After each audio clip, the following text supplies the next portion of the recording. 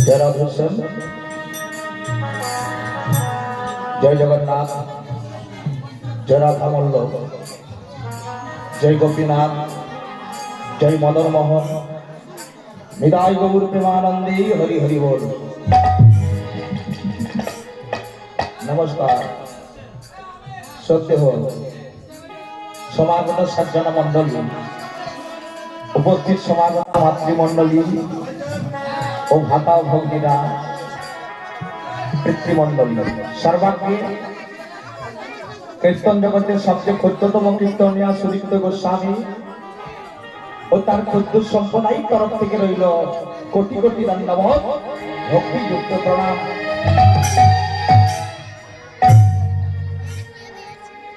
প্রণাম জানাই এখানে প্রত্যেকটি কমিটি বর্গের চরণে, কারণ যেনাদের ঐকান্তিক প্রচেষ্টায় আজকের এই মহতী হরিবাসর গড়ে উঠেছে। প্রণাম জানাই সমস্ত দেবদেবীর চরণে। তো আজকে যার অঙ্গনে সেবা হবে মহাপ্রভু, তিনি হলেন ভক্ত গৌরী দাস, যিনি গৌরের দাস অম্বিকাতে। এই সময় আমি বিশেষ কিছু অবগত নয়, তবে গুরু কৃপা, গোবিন্দ কৃপা, তার চেয়েও বড় কৃপা হলো ভক্তির কৃপা। কারণ শাস্ত্রে বলছে আকাশের শোভা চন্দ্র যেমন, চন্দ্রের শোভা তারা, ব্রজের শোভা কৃষ্ণ যেমন, নদীয়ার শোভা গোরা, ফুলের শোভা সুগন্ধ যেমন, সুগন্ধের শোভা হলি, কীর্তন বাসরের শোভা হলো ভগত মন্ডলী, ভগত মন্ডলী। আকাশের শোভার চন্দ্র যেমন, আকাশে কখনো ভালো লাগে না রাত্রেবেলা যেমন একটা চাঁদ ওঠে, পূর্ণ চাঁদ। চন্দ্রের শোভা, চাঁদটা কখনো ভালো লাগে না যখন তারা ঘুরে থাকে। ব্রজের শোভা কৃষ্ণ যেমন, ব্রজে কখনো ভালো লাগে না যখন আমার কৃষ্ণচন্দ্র থাকে। নদিয়ার শোভা হলো গোরা, নদিয়ায় তখন ভালো লাগে না যখন গৌর হরি থাকে। ফুলের শোভা সুগন্ধ যেমন, একটা ফুল কখন মায়েরা ভালো লাগে বলুন তো, ফুলে যখন সুগন্ধ ছাড়ে। আর সুগন্ধের শোভা হলো অলি।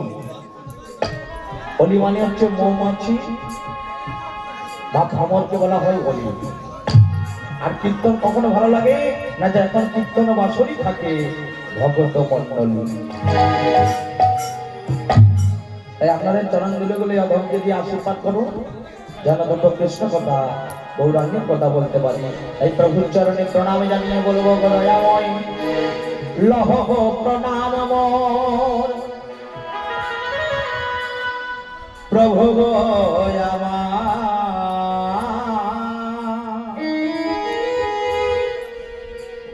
তোমার চরণ ধরে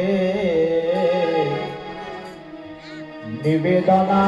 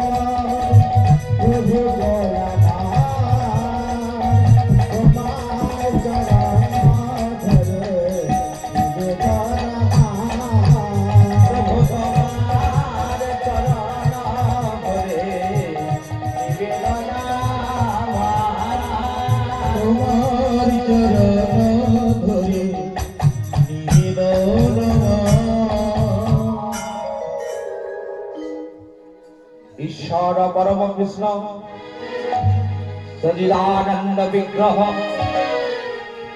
অনদি আদি গোবিন্দ সর্বকারণের কারণম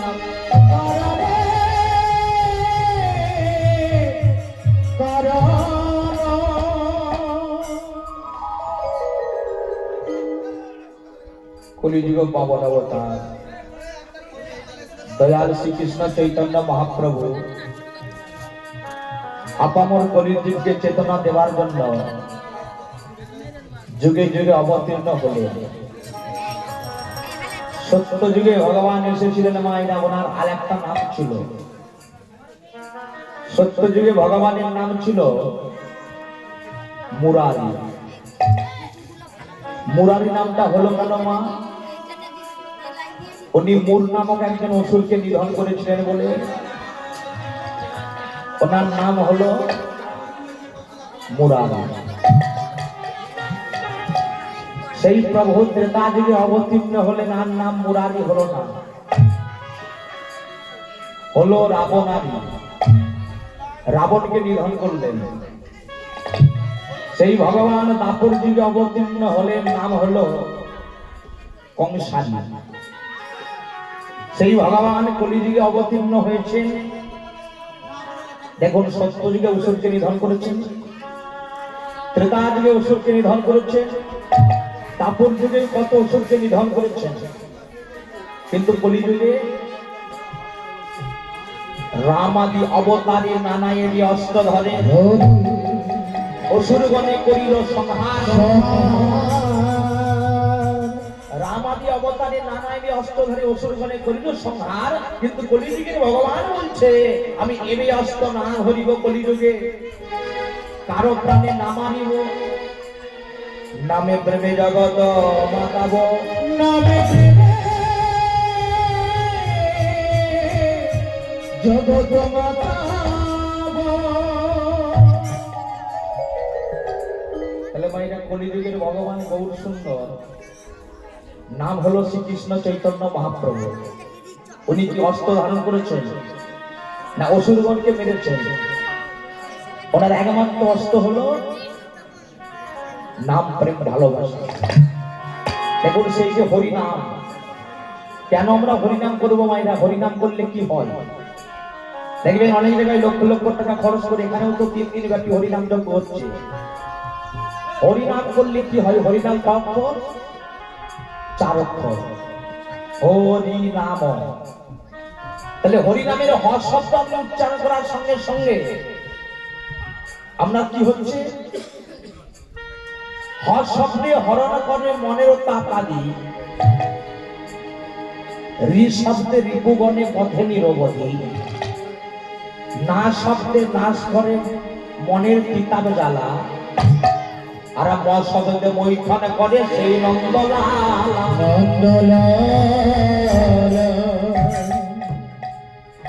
অশব্দে হরণ করে মনের তাপাদি। আমাদের কটি তাপ আছে? কটি জ্বালা আছে আমাদের? তিনটি জ্বালা আছে। কীর্তন জ্বালা, আধ্যাত্মিক, আদি দৈবিক, আদি ভৌতিক। তাহলে সেই ত্রিতাপ জ্বালাকে হরণ করছে কে? হর শব্দ উচ্চারণ করলে। হর শব্দে হরণ করে মনের তাপাদি। আচ্ছা মায়েরা, আগুন দেখেছেন তো? এদিকে লক্ষ্য করুন। আগুন আমাদের কয় প্রকার আগুন আছে? পৃথিবীতে আছে 5 প্রকার আগুন। প্রথম আগুনটার নাম বলল কালাগ্নি আগুন। তাহলে আপনারা বলবেন কালাগ্নি আগুন বলতে কোনটা? আমরা বুঝতে পারছি না বাবা, একটু বুঝিয়ে দাও। কালাগ্নি আগুন বলতে যেটা মহাদেবের ললাটে ছিল, কামদেব হয়েছিল ভস্ম, সেই আগুনটার নাম হচ্ছে কালাগ্নি। আরেকটা আগুন হচ্ছে যেটার নাম হলো ক্লেচ্ছাগ্নি আগুন। সেটা কোন আগুন? সেটা মায়েরা ভালো করে জানবেন। যে আগুনটাতে মায়েরা রান্না বান্না করেন তার নাম কি? ক্লেচ্ছাগ্নি আগুন। আরেকটা আগুন আছে তৃতীয় নম্বর, ভাগবতী বলছে তৃতীয় আগুনটার নাম হচ্ছে হুতাশন অগ্নি। হুতাশন অগ্নি বলতে দেখবেন কেউ যখন মারা যায় আমরা কি করি? হাই হুতাশ করি না, যে অমুক ব্যক্তিটা খুব ভালো ছিল, হাই রে মারা গেল। তাহলে এই আগুনটার নাম হচ্ছে হুতাশন অগ্নি, যেটার দ্বারা জীবের সৎকার করা হয়। তিনটে চলে গেল, আর দুটো আছে। চতুর্থ আগুনটার নাম বললো দাবাগ্নি আগুন। দাবাগ্নি মানে সংসারে আমার আমার আমার পুত্র, আমার বন্ধ, আমার বান্ধব, আমার বিষয়, আমার ভাষয়, আমার সব। কিন্তু মানুষ চিন্তা করে দেখুন তো, সংসারে কি কেউ কার? কেউ কার? কে কার এই সংসারে? যখন দ্রৌপদী চুলের মুঠিটা ধরে টানতে টানতে নিয়ে যাচ্ছে দুঃশাসন কোথায়? রাজসভায়। যখন টানতে টানতে নিয়ে যাচ্ছে দুঃশাসন রাজসভায়, রাজসভায় উপস্থিত হয়ে মনে মনে চিন্তা করছে এখানে কি কেউ নেই যে আমায় বাঁচাতে পারবে? এখানে কি কারোর ক্ষমতা নেই যে আমায় বাঁচাবে? আর মায়েরা শাস্তে আছে, কোন পুরুষ যদি কোন সতী নারীর কে স্পর্শ করে অত্যাচার করে, সে পুরুষ সমূলে ধ্বংস হয়ে যায়। রাবণের কথাটা চিন্তা করো, রাবণ কি করেছিল? সীতা দেবীর চুলের মুঠি ধরেছিল, সমূলে ধ্বংস হয়ে গেল।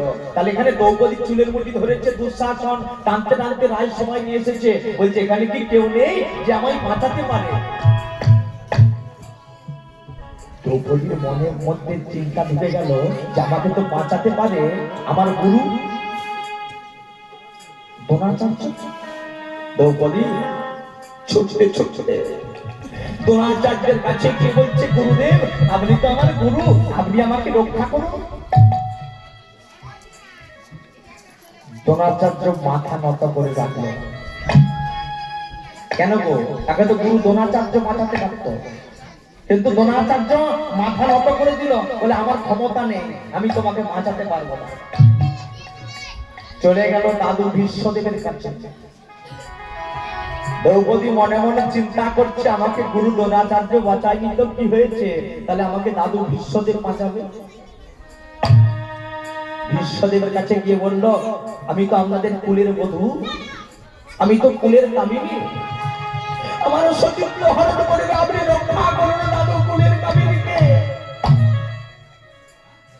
ভীষ্মদেব মাথা নত করে রইল, মনে মনে চিন্তা করছে এবার আমাকে দাদু বাঁচায়নি, গুরুদেব বাঁচায়নি, তাহলে আমার যে 5টা পুত্র আছে, 5টা ছেলে আছে, ছেলে আমাকে শেষের দিনে দেখবে, আমাকে খাওয়াবে, করাবে, আমাকে রক্ষা করবে।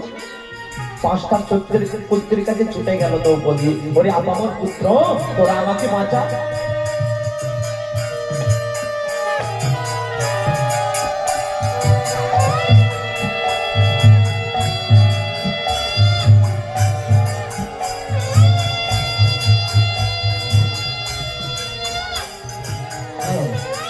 পরিবেশনের দায়িত্বে আছো তোমরা একটি করে বালতি আর ডাবু নিয়ে তাড়াতাড়ি এসে হাজির হও। যারা পরিবেশনের দায়িত্বে আছো তাদের নিতাই গৌর প্রেমানন্দে হরি বল। দ্রৌপদী প্রথমে কার কাছে গিয়েছিল? গুরু দ্রোণাচার্যের কাছে। বাঁচালো না। তারপর কার কাছে গেল? দাদু বিশ্বদেবের কাছে। বিশ্বদেব বাঁচালো না। তারপর কার কাছে গেল? 5টা পুত্রের কাছে। বলে আমাকে তো 5টা ছেলে বাঁচাবে। একটা নয়, দুটো নয়, আমার 5-5টা ছেলে, তাহলে আমাকে ছেলে বাঁচাবে। 5টা ছেলে মাথা নত করে রইল, বলে আমার মা, আমাদের ক্ষমতা নেই তোমাকে বাঁচানো। তাহলে একমাত্র বাঁচাতে পারে কে? গোবিন্দ। যখন ওই দ্রৌপদীর বস্ত্র হরণ করছে, গা থেকে কাপড়টা সরিয়ে দিচ্ছে, তখনও কিন্তু তার আগে কিন্তু গোবিন্দকে ডাকেন। বিপদে না পড়লে মা গো গোবিন্দকে তো ডাকবে না। ভগবান ভাবছে আমাকে দ্রৌপদী তুমি যদি না ডাকো তোমাকে তো আমি রক্ষা করবো না। ভক্ত যদি না ভগবানকে ডাকার মতো ডাকে, ভগবান তাকে কৃপা করে না গো, কৃপা করে না। দ্রৌপদী যেই বস্ত্র হরণ করছে, এমন সময় চিৎকার করে ডাকছে, এখানে যে কেউ নেই যে আমায় বাঁচাতে পারে। আর এমন সময় গোবিন্দ কি করছিলেন? রুক্মিণী দেবীর সঙ্গে পাশা খেলছিলেন। এমন সময় পাশা খেলতে খেলতে চিৎকার করে উঠল, নয় নয় নয়।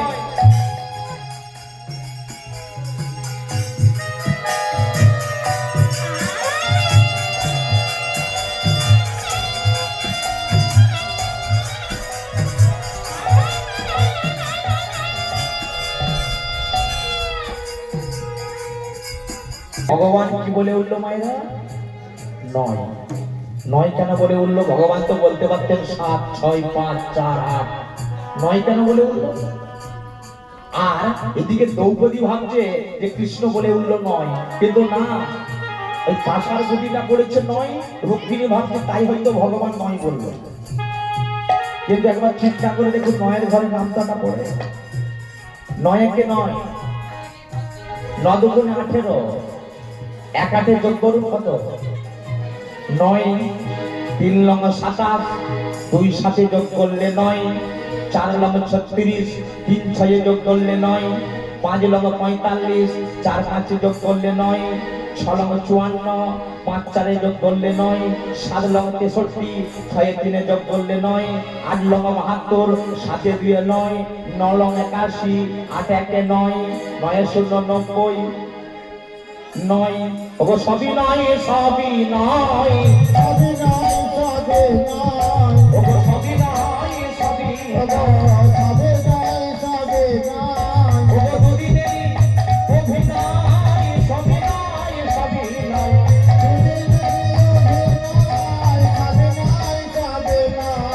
ওগো দুদিনেরই অভিনয়, সবই নয়, সবই নয়।